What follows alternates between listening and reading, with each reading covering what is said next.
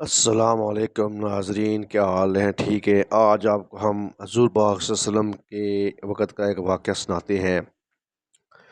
اپنی سوچ کے مطابق ایک خوبصورت سجیلا نوجوان عمارہ بن ولید کو لے کر قریش کے لوگ ابو طالب کے گھر پر چلے گئے، اور یہ لوگ نہایت عجیب و غریب مطالبہ اور تاریخ کا عجیب ترین سودا کرنے گئے تھے۔ انہوں نے ابو طالب سے کہا، یہ نوجوان رکھ لیں اور محمد صلی اللہ علیہ وآلہ وسلم کو ہمارے حوالے کر دیں، تاکہ ہم معاذ اللہ ان کو قتل کر دیں اور آپ ہمارا کو اپنا بیٹا بنا لیں۔ آپ کے بھتیجے نے ہمارے آبا و اجداد جو ان کا جو شرک والا دین تھا اس کو رد کر دیا ہے، جس کی سزا صرف معاذ اللہ قتل ہے۔ ابو طالب گہری سوچ میں مبتلا تھے اور قریش اس بات پر بضد تھے کہ آپ یہ کام کر دیں۔ پھر ابو طالب نے سر اٹھاتے ہوئے ان کی طرف دیکھا۔ یہ احمقانہ مطالبہ کرنے والے بڑے بڑے سردار اور دانشور تھے۔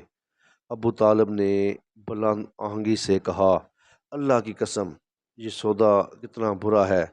تم کیسے لوگ ہو کہ اپنا بیٹا میرے حوالے کرتے ہو کہ وہ زبردست عیش کی زندگی گزارے، اور میرا بیٹا تم قتل کر دو؟ اللہ کی قسم، یہ ہرگز نہیں ہو سکتا۔ عبد مناف کا پڑپوتا عدی بن مطعم بولا، تمہاری قوم نے انصاف کی بات کی ہے، لیکن تم ان کی بات قبول نہیں کر رہے۔ ابو طالب نے کہا، تم نے مجھ سے انصاف کی بات نہیں کی، تم میرے مخالف لوگوں کی مدد پر تلے بیٹھے ہو۔ ٹھیک ہے، جو چاہے کرنا ہے کر لو، یہ بات نہ نئی ہے نہ یہ پوری ہو سکتی ہے۔ ایسی دھمکیاں مجھے ہر وقت ملتی رہتی ہیں۔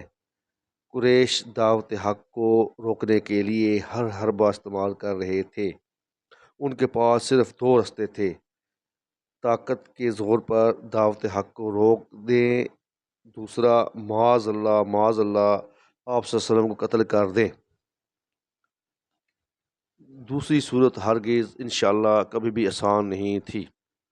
چند دن پہلے بھی یہی مطالبہ کیا گیا۔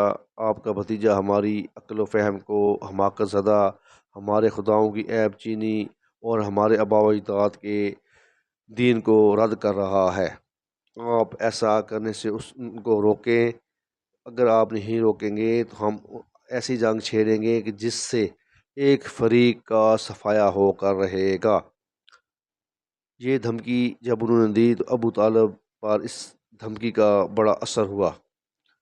آپ صلی اللہ علیہ وسلم کو ابو طالب نے بلایا، سمجھایا اور سارا معاملہ بتایا، اور یہ بات کہہ کر گئے ہیں، آپ اور میرے پر اپنا رحم کریں۔ آپ صلی اللہ علیہ وسلم نے جواب میں یہ فرمایا، اگر یہ لوگ میرے دائیں ہاتھ پر سورج اور بائیں ہاتھ پر چاند بھی رکھ دیں تب بھی میں اس کام کو پورا کیے بغیر نہیں چھوڑوں گا، چاہے میرے اس راہ میں میری جان بھی چلی جائے۔ اس کے بعد آپ صلی اللہ علیہ وسلم کی آنکھیں اشک بار ہو گئیں۔ آپ صلی اللہ علیہ وسلم رو پڑے اور پھر اٹھ گئے۔ واپس جانے لگے تو ابو طالب نے پکارا۔ آپ تشریف لائے تو کہا، بھتیجے جاؤ، جو چاہے کہو، اللہ کی قسم میں تمہیں کبھی بھی کسی وجہ سے ہرگز نہیں چھوڑوں گا۔ انہوں نے اللہ کے رسول کی ہمت افزائی کے لیے اشعار بھی کہے تھے۔